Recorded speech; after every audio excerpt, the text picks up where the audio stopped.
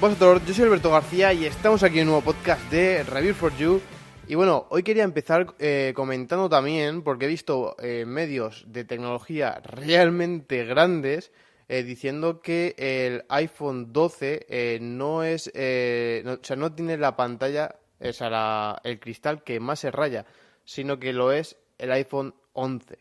Me sorprendió bastante, ¿no? Por decir, joder, pues no sé, a lo mejor, yo qué sé, el tema de las rayaduras lo veía mejor, no sé qué.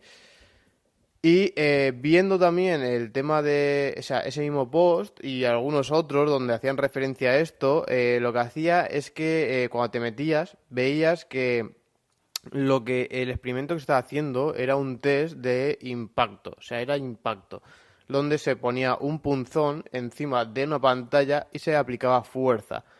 Esto lo que hacía era concentrar toda esa fuerza en un mismo punto para ver cuál de los cristales aguantaba más newtons hasta romperse, ¿no? Bueno, esto obviamente no se está comprobando cuánto se raya, sino cuánto absorbe energía ese material antes de fragmentarse, ¿no? En este caso, el iPhone 12 obviamente tenía una mejor absorción de esa energía respecto al iPhone 11 y es una cosa que obviamente ya se dijo en la presentación que aguantaba hasta 4 veces más las caídas respecto a la anterior generación. Y es así y obviamente es una cosa que se estaba diciendo bien. Pero lo que pasa que lo que están diciendo estos medios es que la pantalla aguanta todo, o sea, no aguanta todo, aguanta los impactos, no las rayaduras. Y esto es donde ha empeorado respecto a otras generaciones. Entonces, esto es lo que hay que recalcar y sobre todo también me sorprende mucho que estos medios tan grandes, pues son muy grandes, digan este tipo de cosas y no verifiquen dicha información porque, joder, son medios muy influyentes en tecnología a nivel nacional y hay que decir por eso que no se está diciendo lo correcto, sino que lo que se está diciendo es que se aguanta mal los impactos. Y dicho esto, también se han visto los primeros test de resistencia y a caídas, que es complicado, es muy complicado, porque estos test normalmente en laboratorio lo que se suele hacer es controlar el modo en que cae el iPhone, porque no es lo mismo que caiga de pico, o sea, de esquina, sí, o que caiga totalmente plano. ¿Por qué? Porque la fuerza, o sea, lo que es el peso por la gravedad del iPhone, pues lo que pasa es que si cae en una esquina, toda ella se concentra en un mismo punto, por lo que tiene mucha más probabilidad de romperse que si cae totalmente plano, aunque se piense en plan de, hostia, ¿cómo puede ser si pega con toda la pantalla en el suelo? Sí, pero al caer así, lo que hace es que todo ese peso se distribuye por toda la superficie. Y a mí, por ejemplo, muchos familiares dicen, joder, tío, qué mala suerte, el otro día se me cayó el iPhone, se me cayó con la pantalla boca abajo y no se rompió. Mientras que el otro día, así, una caída tonta, ¡pam!, se pega a la esquina y se rompe toda la pantalla. Correcto. O sea, lo que ha pasado ahí es que toda esa fuerza se ha concentrado en un mismo punto y entonces tiene mucha más probabilidad de romperse que si cae y se reparte por toda la superficie. Por ejemplo, un ejemplo muy práctico es el tema, no sé si habéis visto alguna de las raquetas de nieve, que son como si fuesen unas raquetas que se ponen los pies para andar por encima de la nieve. ¿Esto por qué se hace? Pues se hace para no concentrar todo tu peso en tus pies, sino repartirlo por toda la superficie de dichas raquetas. Entonces, esto hace que no te hundas. Pues esto es exactamente igual. Entonces, pues estos test es un poco complejo porque los test que se suelen hacer en YouTube pues suelen ser de una persona pues tirando el iPhone o desde el bolsillo o desde 1 metro y pico o tal, pero no se mide en qué forma cae el iPhone y es muy complejo de decir algo porque claro, tú pones un iPhone 11 y un iPhone 12, el iPhone 11 por casualidad cae plano y el otro cae de pico y se rompe antes el 12 y esto no significa que el iPhone 12 absorba menos, sino que justamente es que no han caído igual, por lo tanto no sería, como os decía, un experimento científico válido porque habría más variables que solamente lo que es el impacto. Y incluso, como os decía, el tema de los impactos se suele medir con el otro experimento que os decía, que era el de coger un punzón y aplicar fuerza, porque en realidad es lo mismo y ahí sí que se controla bien. O sea, lo que hace es absorber esta energía y ver cuál tarda más en romperse. En este caso, el iPhone 12 es muy bueno, o sea, sí que absorbe 4 más, pero a costa, obviamente, de que se raye. cosa que ya lo comenté en el anterior podcast y no quiero seguir tampoco indagando mucho más, pero que tengáis en cuenta que cuando veáis esos titulares en muchos periódicos muy famosos de España, no hacerle caso porque se confunde mucho la absorción de energía o resistencia a los impactos con resistencia a las rayaduras. No es lo mismo, no es lo mismo y lo quiero recalcar mucho desde aquí para que lo tengáis muy muy en cuenta. Bueno, también un test que esperaba yo como muchísimos de vosotros, la verdad es que creo que muchos de vosotros coincidís en las mismas necesidades que yo, que es la necesidad de tener una muy buena batería en el iPhone. En este caso ya teníamos el primer test de batería. Suelen ser test que dentro de que son todos iPhone es más, no por nada, sino porque, por ejemplo, si te metes con un smartphone Android, pues claro, hay más variables con que es cambio de sistema operativo, también hay que ver qué tal optimiza uno, qué tal optimiza otro, pero bueno, aquí todos llevan iOS, la diferencia del procesador y las baterías. En este caso, pues es sorprendentemente, o sea, sorprendentemente mala respecto a la del año pasado, porque ya os digo, el iPhone 11 Pro, el 11 Pro Max, no, el 11 Pro, estamos hablando de que tiene mejor batería que el 12 Pro Max. O sea, algo realmente sorprendente. Y vamos, yo me he quedado, o sea, súper defraudado, pero encima con una diferencia increíble. O sea, por ejemplo, para hacer unas cifras, cuando en el iPhone 11 Pro está al 60%, el iPhone 12 Pro está al 48% y el iPhone 12 al 51%.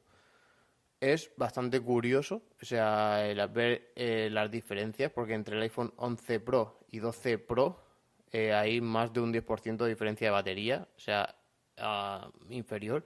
Y también se ha visto, pues que claro, si te pones a comparar, es que han subido las especificaciones y se han bajado lo que son los miliamperios de la batería. Yo esto siempre pensé que digo, pues bueno, tendrá una mejor optimización de batería o sea, los iPhone 12 respecto a, o sea, bueno, o sea, el A14 Bionic, perdón, es que estoy viendo aquí las cifras, respecto a la 13, pero parece ser que no. O sea, estamos perdiendo bastante batería respecto al año pasado e incluso después, cuando pasa un poco, esto va empeorando. O sea, cuando el iPhone 11 Pro se mete en 50%, el iPhone 12 Pro se mete en 36%.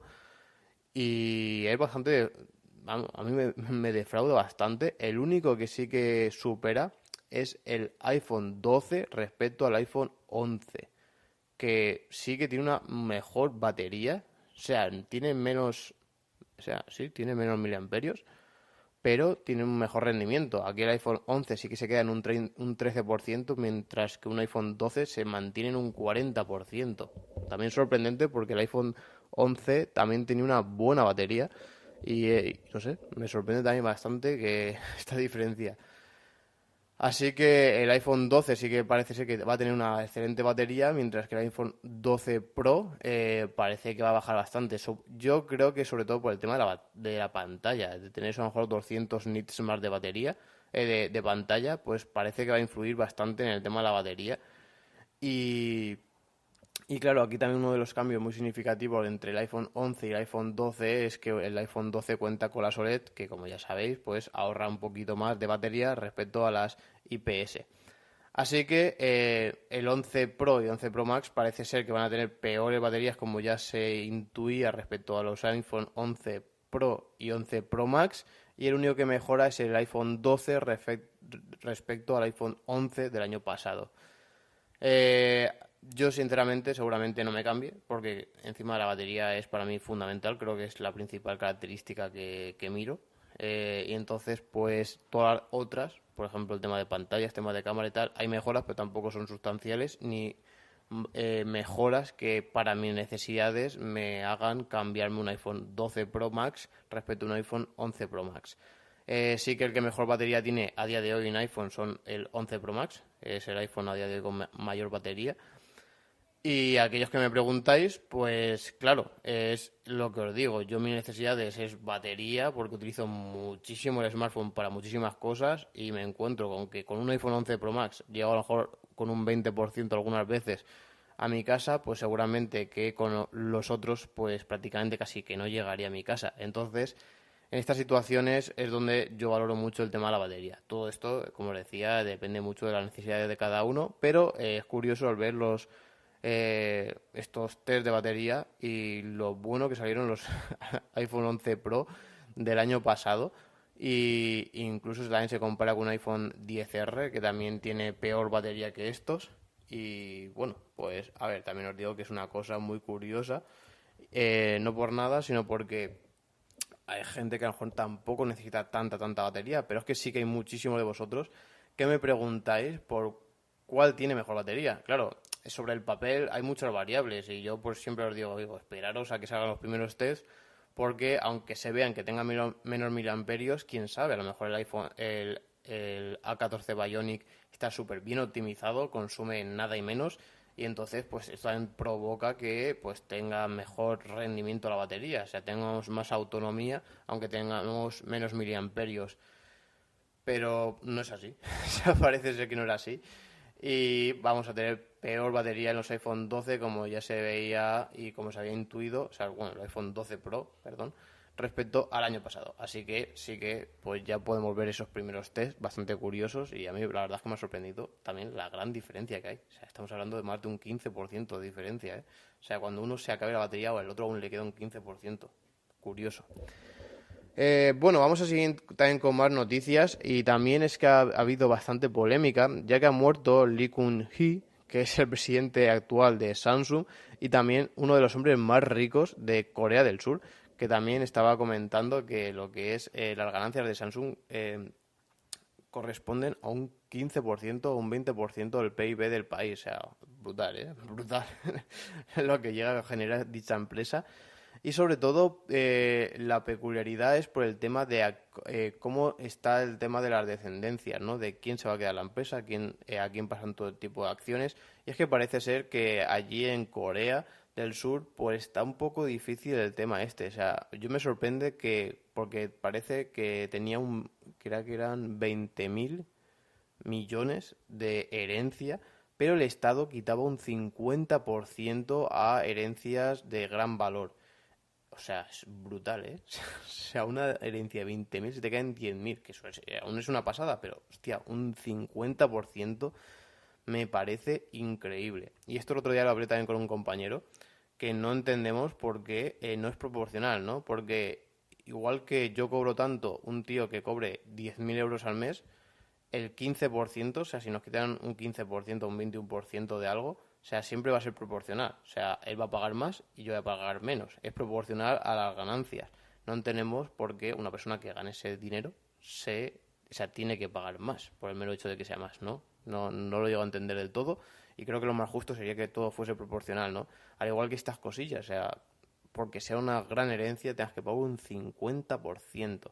Después habían cláusulas con el tema de delegar dichas acciones al Estado y entonces aquí esto es donde hay un poco de incertidumbre por el tema de quién va a coger las riendas y cómo se va a quedar el Samsung. Así que veremos durante estos días a ver cómo evoluciona todo este tema, pero parece que va a llevar bastante tiempo resolver dicha cosa. También, para aquellos amantes del motor, se ha batido un nuevo récord, el nuevo récord de velocidad máxima en un coche, llegando a los 532,93 kilómetros por hora. O sea, brutal. O sea, bueno, en un coche comercial. O sea, eso sí, o sea, de producción, que se puede llegar a comprar. Y es increíble, o sea, es increíble estas velocidades. Verte estas velocidades dentro de un coche tiene que ser un espectáculo. Y lo que sí que le han puesto como 508 kilómetros por el tema de que lo que cogen es la velocidad media, por lo que también se puede decir que influye la aceleración. Como velocidad punta, sí que se podría decir que esos 532 es lo que se debería coger, pero como velocidad, estos en plan de creo que era en un kilómetro o así, cuánto llega a coger, ¿no? En tema de aceleración y la frenada es lo que influye también mucho en el coche. Esto, pues, para mí es un poco engaño, porque claro, tú puedes tener mucha velocidad punta, pero tener mala aceleración. Entonces, aquí también te influye mucho el tema de la aceleración. Por ejemplo, el Bugatti Veyron también era uno de los coches que más velocidad punta tenía, pero por lo contrario pesaba mucho y la aceleración era un poco mala respecto a otros coches, ¿no? Y entonces sí que cogía, creo que eran 400 y pico, pero tardaba mucho en cogerlos. Entonces, en estos test pues daría un resultado bastante inferior por el tema de aceleración. Pero bueno, es curioso ver que un coche a día de hoy puede llegar a 532 kilómetros por hora, cosa que a día de hoy obviamente no es aprovechable, y más aquí en España, más en una carretera, no están las carreteras preparadas, deberían ser carreteras muy, muy, muy, muy, muy rectas, y lo veo bastante inviable, la verdad, que llegar a poder hacer carreteras adaptadas a estas velocidades, aparte obviamente de los consumos y la degradación de los neumáticos a dichas velocidades, ¿no? O sea, el Bugatti Veyron sí que me acuerdo que llevaba neumáticos especiales para dichas velocidades que valían un pastizal y aparte duraban muy poco, creo que esta velocidad duraban como unos 10 minutos o así, o sea, no podías estar aquí como una hora yendo a 400, aparte que el depósito, o sea, te lo bebías enseguida, ¿no? Así que bueno, curioso cuanto menos, el coche es el SSC Tuatara, la verdad es que yo no conocía esta marca, o sea, es una marca norteamericana y el coche en sí cuenta con 1750 caballos de potencia y se van a hacer 100 unidades solamente de este coche y alcanzará un precio de 1,6 millones de dólares. Creo que es un precio bastante coherente para lo que estamos viendo, o sea, para comprar el coche más rápido a día de hoy, me parece incluso hasta barato, o sea, el barato no por nada, sino porque estos coches suelen valer muchísimo y hay mucha gente en plan de, oye, me voy a comprar el coche más rápido y se paga lo que se tenga que pagar. E incluso cuando se hacen estas unidades tan limitadas, hasta la propia marca es la que elige a quién se lo va a vender. Sí que he visto, por ejemplo, el tema de Ferrari, que hay Ferraris en concreto, ediciones limitadas, que aunque tú tengas el dinero, en plan de, oye, esto cuesta 3 millones, y tú digas, vale, lo tengo, toma 3 millones, te dicen, no, no, o sea, es que yo no quiero que este Ferrari lo lleve cualquiera. O sea, hay como unos requisitos a nivel personal de quién puede llegar a comprar este Ferrari y quién no puede llegar a comprar este Ferrari, ¿no? Así que muy curioso y creo que con este va a pasar más, o sea, más de lo mismo porque 100 unidades y más un coche que ha batido este récord se van a vender como churros porque hay mucha gente, o sea, que nosotros no podamos, hay mucha gente que lo puede pagar y coleccionistas de decir, hostia, este coche ha batido dicho récord, o sea, que se venderá muy pero que muy bien. Y bueno, para finalizar también quería, hoy va a ser el podcast bastante cortito, comentar también un experimento muy interesante que se ha dado a la luz, que es una pintura. Y me diréis, ¿una pintura? O sea, ¿qué coño hacer aquí hablando de pinturas? Pues sí, es una pintura blanca que su peculiaridad es que es capaz de reflejar el 95,5% de la luz, o sea, casi su totalidad. Esto es increíble sobre todo al nivel que lo van a aplicar. ¿Por qué? Porque ya sabéis que lo que hace la luz es que si tú pones una superficie negra, bueno, seguro que se habrá pasado cualquiera, ya es una camiseta negra y os arde la espalda, mientras que si es blanca es mucho más fresquita, ¿no? Por el tema de absorción de dicha luz con el negro, que absorbe toda la luz y por lo tanto también absorbe esa energía que se transforma en calor, y el blanco es todo lo contrario. Pues ¿qué pasa con esto? Que al reflejar el 95,5%, pues lo que hace es que se caliente muy poco la superficie de dichos materiales. Entonces, para el tema de calentamiento, imagínate, yo que sé, que tienes cualquier sitio para tener agua o alimentos, lo pintas con esta pintura y obviamente vas a ahorrar muchísimo en refrigerar dichos sitios porque no se van a sobrecalentar tanto con el sol respecto a otros que tengan otro color, ¿no? Así que muy interesante este invento, lo quería comentar aquí porque me parece sorprendente y veremos a ver también obviamente el precio, el precio de dicha pintura, pero bueno, creo que pueden salir experimentos muy muy buenos y puede aportar a la industria muchos beneficios. Así que poca cosa más, como siempre cualquier duda, cualquier sugerencia me lo podéis hacer en Twitter, Instagram, YouTube y nada, espero que os haya gustado y nos escuchamos en el próximo podcast de Ready for You. Adiós.